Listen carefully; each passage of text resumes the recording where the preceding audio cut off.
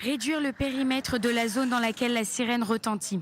C'est le projet du commandement du front intérieur de l'armée israélienne. Objectif, améliorer le quotidien de la population, notamment à proximité de la bande de Gaza. Et permettre aux habitants qui ne sont pas directement concernés par une attaque de ne pas avoir à courir se réfugier dans les abris. Le nombre de zones d'alerte passera ainsi de 259 à 1700, soit près de 6 fois plus. L'objectif principal du mouvement est de diffuser l'avertissement de manière ciblée.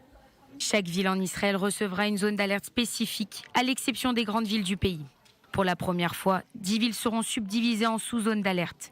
Les villes comme Jérusalem, Tel Aviv, Haïfa, Hadera, Beersheva et Ashdod seront divisées en 4 zones. Rishon LeZion, Herzliya, Ramat Gan et Netanya seront divisées en 2 zones. Réduire le nombre de personnes qui entendent la sirène et par la même occasion responsabiliser les habitants qui sauront désormais qu'ils sont effectivement concernés par les alertes. Si les gens entendent une alarme, ils savent qu'elle est activée uniquement dans un rayon étroit, qui est leur emplacement. Ils seront donc plus disciplinés. Également, des industries et des hôpitaux entiers ne seront pas obligés de geler leur travail en raison d'alertes non pertinentes.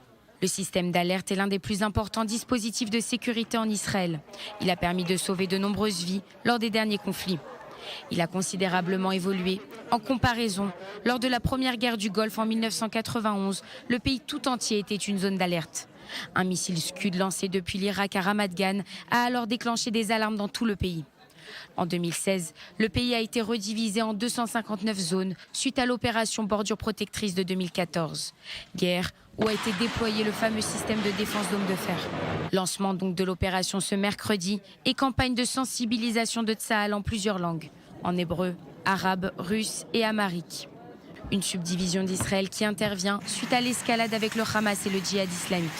Ces derniers ont tenté de surmonter les capacités de détection et d'alerte israéliennes en lançant des dizaines de roquettes en moins de 10 minutes.